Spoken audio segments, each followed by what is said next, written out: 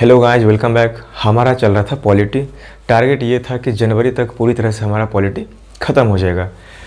अभी फ़िलहाल ये 24वां ही है, फरवरी भी ख़त्म हो चुका है और लगभग मार्च भी ख़त्म होने ही वाला है। अप्रैल तक इतना बिलीव कर सकते हैं कि अप्रैल तक ये पूरी तरह से हमारा पॉलिटी कवर हो जाएगा, ठीक है। और साथ में हम एक पैरेलली एक और हम सब्जेक्ट कवर करते हुए चलेंगे, ठीक है। चलिए, इससे पहले का जो सेशन था वो था हमारा अटॉर्नी जनरल के बारे में, जिसको बोलते हैं महान्यायवादी। अटॉर्नी जनरल क्या होता है उसकी डिटेल्स मैंने उसके बारे में जो भी होती है ना जानकारी मैंने उसके बारे में बता दिया है। आप यहाँ पे जाओगे, वहाँ पे मिलेगा आई बटन, आप वहाँ पे क्लिक करोगे, आपको उसका सेशन मिल जाएगा और आप वहाँ से देख सकते हो, ठीक है। चलिए, अब हम शुरू करने वाले 77 से लेके 81 तक। 77 और 78 भी उतना कोई खास इंपॉर्टेंट है नहीं। क्वेश्चन आपका बनता है एक 79 से 80 से 81 से, ठीक है। लेकिन फिर भी हम कम से कम इसका रेफरेंस लेते हुए चलेंगे ताकि कम से कम इसका बेसिक हमारा क्लियर हो जाएगा, ठीक है। चलिए शुरू करते हैं 77 हमारा सिंपल ये बोलता है कि ठीक है, इंडियन गवर्नमेंट, भारत की सरकार जो भी काम करेगी ना उसकी जिम्मेवारी किसी न किसी के ऊपर थोपेगी ना कि ठीक है भैया देखिए हम अप्रूवल ले चुके हैं। मेरे कहने का मतलब सिंपल ये है कि भारत सरकार द्वारा जो भी काम होगा उसकी सारी जिम्मेवारी किसके ऊपर आती है? राष्ट्रपति साहब के ऊपर, ठीक है। इसलिए बोलते हैं कि ठीक है, भारत सरकार के सभी काम राष्ट्रपति के नाम पर ही होगा, क्योंकि सरकार जो भी नियम बनाएगी, सरकार जो भी लॉ पास करती है ना पार्लियामेंट से, चाहे जो भी एक्ट लाए, उस पर फाइनल सिग्नेचर हमारे राष्ट्रपति साहब का ही होता है। इसलिए बोल सकते हैं ठीक है, सरकार का जो भी काम है राष्ट्रपति के नाम पर ही होगा। पर रियल जो पावर है ना, एक्चुअल पावर जो होल्ड करती है वो हमारे पीएम साहब ही होते हैं, ठीक है। चलिए 78 हमारा सिंपल ये बोलता है कि सिंपल समझिए, राष्ट्रपति साहब का ये कहना है कि ठीक है हमेशा हम थोड़ी ना जाएंगे संसद में, तो वो पीएम साहब को बोलते हैं कि संसद में क्या हो रहा है, उसका क्या कंडीशन है, कहीं लड़ा झगड़ा तो नहीं बोल रहा है, वहाँ पे कैसे कैसे कोई काम चल रहा है, संसद के बारे में जो भी जानकारी है तुम मुझे बताते रहना। तो 78 यही बोलता है कि ठीक है, संसद के बारे में सारी जानकारी पीएम साहब, हमारे प्रधानमंत्री साहब, राष्ट्रपति साहब को जाके बताते रहेंगे। ये आपका 78 है। इस दोनों से क्वेश्चन नहीं बनता, ठीक है। मेन हमारा 79 है। 79 है जो हमारे संसद के बारे में बात करता है। पहला क्वेश्चन ये आता है कि ठीक है, संसद के बारे में चर्चा भारतीय संविधान के किस अनुच्छेद में की गई है? तो आपका आता आर्टिकल 79, ठीक है। ये आपका इंपॉर्टेंट है। पहला बेसिक समझिए, कोई भी कंट्री हो उसको कोई न कोई एक ऐसा जगह चाहिए ना जहाँ पे उस कंट्री का मिनिस्टर लोग बैठेगा और उस कंट्री के बारे में कुछ भी डिसीजन लेगा, उसी जगह को बेसिकली बोलते हैं संसद। सिंपल समझिए। तो आर्टिकल 79 ही हमारा बोलता है कि ठीक है, भारत के पास भी अपना एक संसद होगा। और संसद है कहाँ? वो है हमारा न्यू दिल्ली में। 2 दिल्ली है, एक हमारा आता है जिसको बोलते हैं पुरानी दिल्ली, ओल्ड दिल्ली, एक हमारा न्यू दिल्ली। पुरानी दिल्ली में रेड फोर्ट वगैरह है ना, जो बनाया था मुगल एम्पायर के जो किंग थे। उसके बाद जब ब्रिटिशर्स आया था वो बनाया था अपना कैपिटल दिल्ली ही, जो था हमारा आज कहलाता है न्यू दिल्ली, ठीक है। तो न्यू दिल्ली में हमारा पार्लियामेंट है जिसको बोलते हैं संसद। संसद और सांसद में फ़र्क है, मैं सिर्फ संसद की बात कर रहा हूँ, ठीक है। तो समझिएगा 79, भारत के पास खुद का अपना एक संसद होगा, उसको अंग्रेजी में बोलते हैं पार्लियामेंट। और जो संसद वर्ड है ना, संसद वर्ड एक फ्रेंच वर्ड है, मतलब फ्रांस की भाषा का वर्ड है, ठीक है। उसके बाद संसद की जननी किसको बोलते हैं? वो बोलते हैं ब्रिटेन को, क्योंकि सबसे पहला संसद इस टाइप का जो बिल्डिंग है ना वो सबसे पहला ब्रिटेन ही बनवाया था, इसलिए हम इसको बोलते हैं ठीक है, ये मदर ऑफ द पार्लियामेंट है, मतलब संसद की जननी ब्रिटेन को। ऑब्वियस सी बात है, अगर ब्रिटेन अगर हमारे ऊपर कंट्रोल किए हुए था पहले तो वही सब बनाएगा। तो हमारे इंडियन जो है ना अभी संसद, उसको बनाने वाला कौन था? इरविन लुटियन और एक था हार्वर्ड बेकर। इरविन लुटियन का नाम आपको अच्छा खासा मिल जाएगा, इसका ऑप्शन कहीं कहीं नहीं मिलता है, अब जान लीजिए। इरविन लुटियन और बेकर दोनों मिलके हमारे संसद का निर्माण करवाया था, ठीक है। दूसरी बात यह है क्या, आप सिंपल समझिए, संसद कुछ भी नहीं है, एक बहुत बड़ा सा बिल्डिंग है, गोल स्ट्रक्चर उसका है। अभी जब की बात करें तो एक गोल ढंग का स्ट्रक्चर है, एक बिल्डिंग है, हम उसी को बोलते हैं संसद। उसी संसद में भारत के जितने भी ना बड़े बड़े नेता लोग उस बिल्डिंग में जाके बैठते हैं, ठीक है। तो ये संसद है, सिर्फ देख लीजिए, मैं उसका फोटो यहाँ पे डाल भी दूंगा, ठीक है ना। और इसको 2 भाग में बांट सकते हैं, आधा हिस्सा को बोल देंगे राज्यसभा, आधा हिस्सा को बोल देंगे लोकसभा। सभा का मतलब होता है मीटिंग करना। तो सिंपल समझिए, आधा में आधे ऐसे तो यहाँ पे कई सारा रूम है ना, तो इसको बोलते हैं लोकसभा, इसको बोलते हैं राज्यसभा। तो यहाँ पे राज्य से जो लोग आएंगे वहाँ पे जाके मीटिंग करेंगे। मीटिंग करने का मतलब यहाँ पे डिबेट चलता है कि ठीक है कौन सा एक्ट पास होना चाहिए या कौन सा बिल पास नहीं होना चाहिए, ठीक है ना। और लोकसभा, लोक का मतलब जनता, तो जो जनता चुन के भेजती है वो यहाँ आकर बैठते हैं, ठीक है। तो दो बातें, आधे बिल्डिंग को बोल देंगे, मतलब बिल्डिंग के आधे हिस्से को बोलेंगे लोकसभा, आधे हिस्से को बोलेंगे राज्यसभा। और इसमें टोटल मिला के 250 लोग बैठते हैं और इस तरफ टोटल मिला के 545 लोग बैठते हैं। तो पहले समझ लेते हैं कि ठीक है ये क्या है, विधानसभा क्या है और लोकसभा क्या है। अब सिंपल समझिए, अभी इंडिया में टोटल 28 स्टेट्स हैं। आपको पता है ना, हर एक कंट्री, गोवा थोड़ा सा छोड़ दीजिए, थोड़ा सा सिक्किम छोड़ दीजिए, बाकी हर एक कंट्री का साइज काफ़ी बड़ा है लगभग, है कि नहीं। 7 सिस्टर्स वाला लगभग छोड़ दीजिए तो मोटा मोटी हमारा इंडिया का जो स्टेट है काफ़ी बड़ा है, बाकी बहुत छोटे छोटे स्टेट है। अगर उतना बड़ा स्टेट है तो क्या उसको कंट्रोल करना एक जगह से क्या पॉसिबल है। अगर हम मान लेते हैं कि ठीक है इंडिया में एक लीडर को बैठा देंगे दिल्ली में और बोलेंगे तुम पूरा इंडिया संभाल लो, पॉसिबल है संभालना? नहीं। तो हम लोग क्या करते, बोलते ठीक है काम करते हैं, पूरे इंडिया को 28 स्टेट में तोड़ देते हैं और एक काम करना, हर एक स्टेट को बोल देंगे ठीक है देखो तुम अपना स्टेट खुद से संभालो और तुमको हम एक मुख्यमंत्री दे देते हैं। और ऐसे करते करते हर एक स्टेट को एक एक मिला है सीएम, जिसको बोलते हैं चीफ मिनिस्टर, मुख्यमंत्री, और वो अपने राज्य के बारे में ही सोचेगा। हम बिहार की बात कर लेते हैं। बिहार के सीएम कौन है? नीतीश कुमार जी, उनको सिर्फ अपने बिहार से मतलब है। यूपी की बात कर ले, आदित्य योगीनाथ जी हैं, उनको सिर्फ अपने यूपी से मतलब है। ऐसे करते करते हर एक स्टेट अपना अपना देखभाल खुद से करता है। उसके बाद बात करते हैं ठीक है स्टेट अलग ना हो जाए, इसलिए काम करो, हर एक स्टेट को मिला के एक दिल्ली में बना दो सरकार, और उसका काम होगा सब स्टेट को जोड़ के रखेगा, पूरे भारत को जोड़ के रखेगा, और वो हर एक स्टेट के लिए नियम बनाएगा। उसी को बोलते हैं भारत की सरकार, क्योंकि पूरा स्टेट जब मिला देंगे तो भारत ही बनेगा ना। दो बात समझ गए ना। बताइए, अब बिहार भी तो छोटा है नहीं, बिहार भी काफ़ी बड़ा है। तो बिहार को क्या किया है, 243 टुकड़ा में तोड़ दिए हैं और बोलते हैं काम करते हैं, एक एक टुकड़ा से एक एक नेताजी चुन के जाएंगे और बिहार की राजधानी पटना में जाके बैठ के बिहार के लिए नियम बनाएंगे। तो जो व्यक्ति एक एक टुकड़ा से जीत के गया है ना, उसको बोलते हैं विधायक जी। बैठेंगे कहाँ पे जाके? पटना में। और ऐसे करते करते हर एक विधायक जी पहुँच जाएंगे पटना और वहाँ पर जाके बिहार के लिए नियम बनाएंगे। इतनी बात समझ गए। और जब पूरे इंडिया की बात करते तो पूरे इंडिया को लगभग 545 टुकड़ा में तोड़ दिए हैं।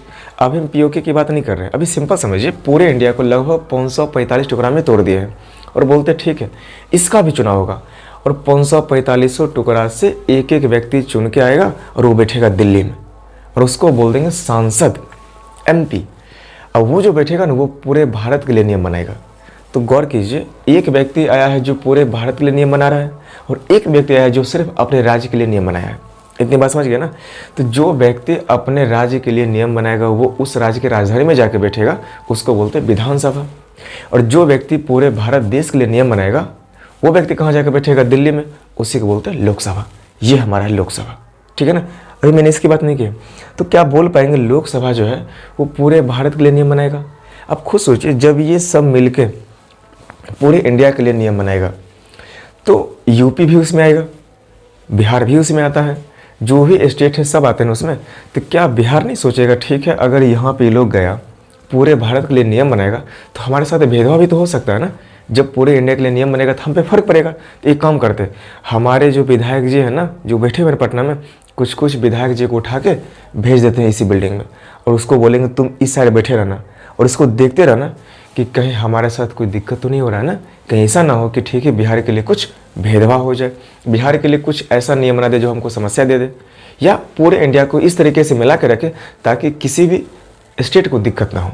इसलिए हर एक राज्य क्या करते हैं, अपना अपना विधायक जी उठा के इस बिल्डिंग में भेजते हैं। अब वो राज्य से आया है ना, इसलिए बोलते हैं इसको राज्यसभा, क्योंकि राज्य के एमएलए लोग, राज्य के विधायक जी यहाँ पर आके बैठते हैं और ये भी पूरे इंडिया का जब नियम बनता है उसके डिबेट में कहीं ना कहीं भाग लेते हैं। तो इतनी बात समझ गए। तो इसको बोलेंगे लोकसभा क्योंकि जनता खुद से चुन के भेजेगी, और इसको बोलते हैं राज्यसभा। यह विधानसभा से चुनकर आता है, हम लोग इसको नहीं चुनते हैं। ये जब हम विधायक जी को चुन लेते हैं और वो विधायक जी अपने मन से जाके चुनेंगे किसी व्यक्ति को और वो व्यक्ति यहाँ पर आके बैठेगा।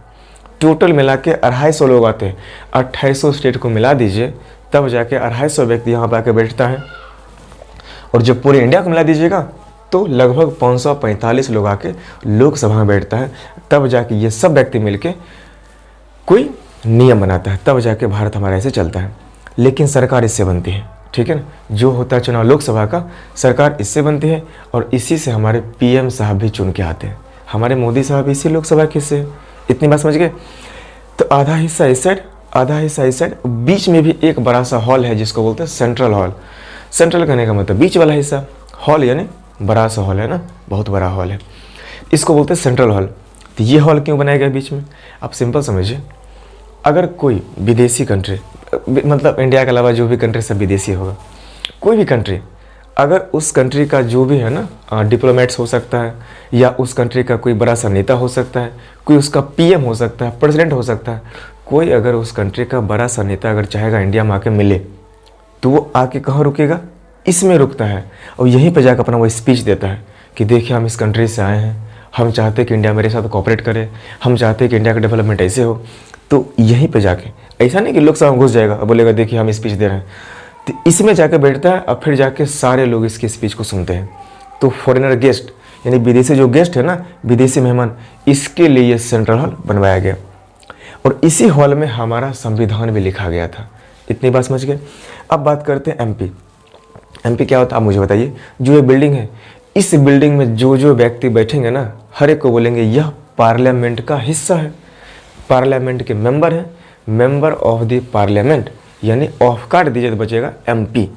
इसी को बोलते हैं, इसमें जो भी लोग बैठेंगे उसको बोलेंगे एमपी, चाहे राज्यसभा के लोग हों चाहे लोकसभा के लोग हों, सब कहलाते हैं एमपी।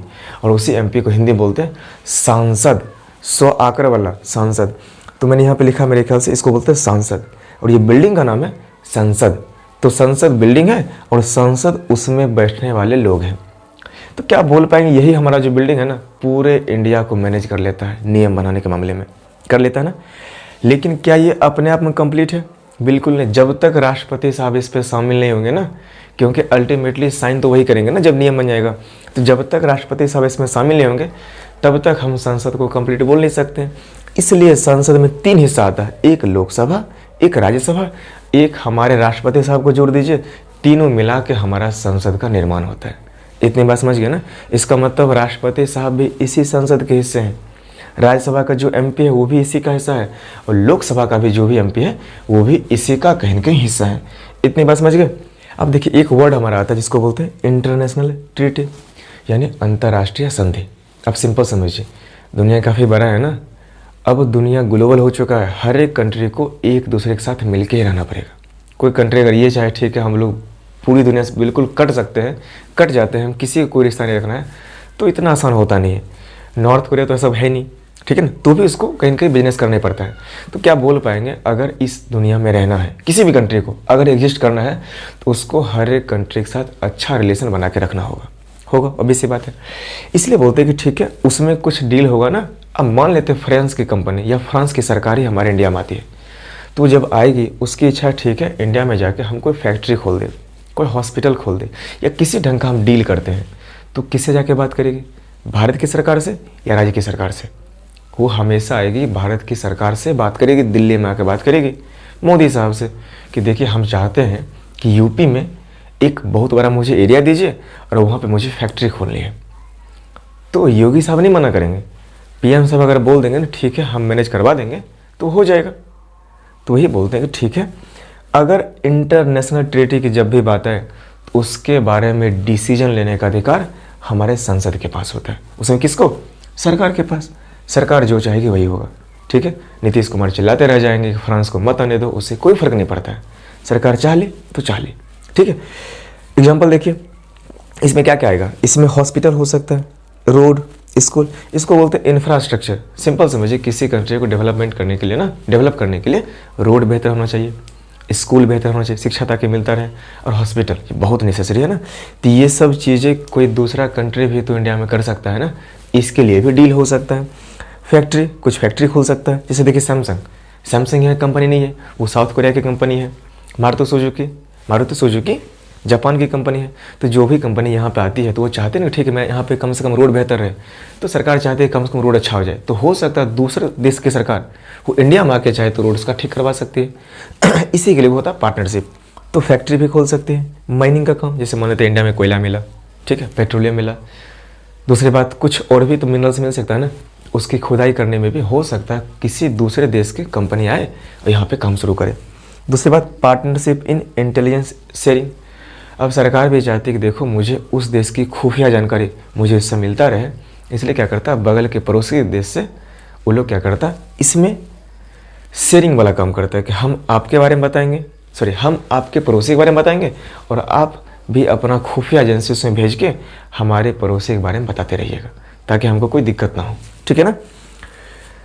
जासूसी समझिए, जासूसी करने में भी पार्टनरशिप होता है, ठीक है ना। दूसरी बात मिलिट्री कोऑपरेशन।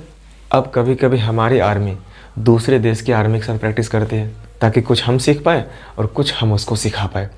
तो ये सब जो डील है ना, वो डील करने का अधिकार हमारी सरकार के पास है, यानी संसद के पास है, ठीक है ना। इसमें कोई भी स्टेट का कोई भी हस्तक्षेप नहीं होगा। आप इससे खुद सोचिए, अगर मान लेते फ्रांस आती है, फ्रांस की सरकार, और बोलते ठीक है मुझे एक रोड बनवाना है, तो मोदी साहब बोलते ठीक डन। अब अगर मान लेते बिहार की सरकार चलाना शुरू करती है, नहीं देंगे नहीं देंगे नहीं देंगे बनने देंगे। अब खुद सोचिए कंट्री जो हमारा इंडिया है उसका इमेज कैसा बनेगा फ्रांस की नज़र में, क्या बोलेगा ये कैसा है कंट्री, एक बोलता है हाँ एक बोलता नहीं, इसलिए इसका अधिकार सिर्फ इसके पास मिला है, बाकी चीखते रहो कोई फ़र्क नहीं पड़ता, ठीक है। हाँ प्रोटेस्ट कीजिए, मना सकते हैं, फिर सरकार खुद डिसाइड कर लेगी कि देना है या नहीं देना है, ठीक है। अल्टीमेटली राइट इसी के पास है। इतनी बात समझ गए ना। अब हमको इसी लोकसभा और इसी राज्यसभा के बारे में डिटेल से जानना है। आर्टिकल 80 to 81, दो आर्टिकल 80 राज्यसभा और आर्टिकल 81 लोकसभा के बारे में। ये वीडियो काफ़ी लंबा हो जाएगा, इसलिए हम इसको सेकेंड पार्ट में कवर करेंगे, ठीक है। अब इसका स्क्रीनशॉट ले सकते हैं।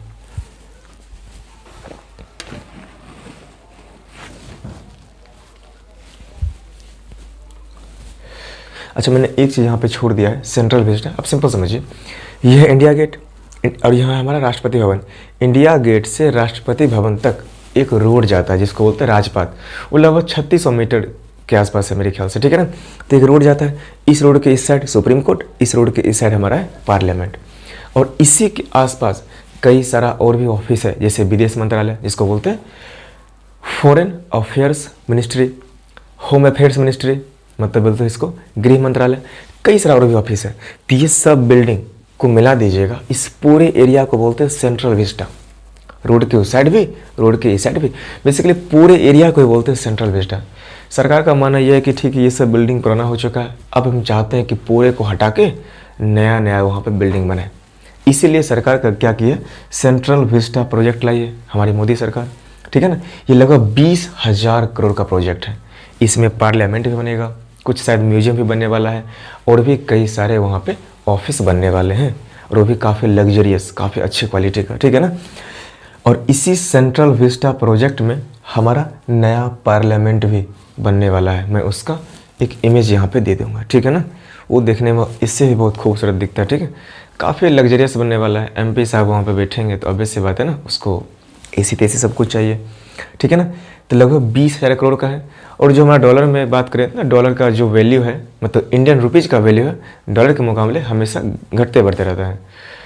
अभी लगभग 76 के आसपास है, तो रफली मान लीजिए ये 2.6 बिलियन डॉलर में ये हमारा आ जाएगा इसका कॉस्ट, ठीक है ना। और बस चलिए इसका स्क्रीनशॉट ले लिए। मुझे उम्मीद है आपको इससे बहुत कुछ सीखने को मिला होगा। Thank you so much and see you soon after 5 to 10 minutes.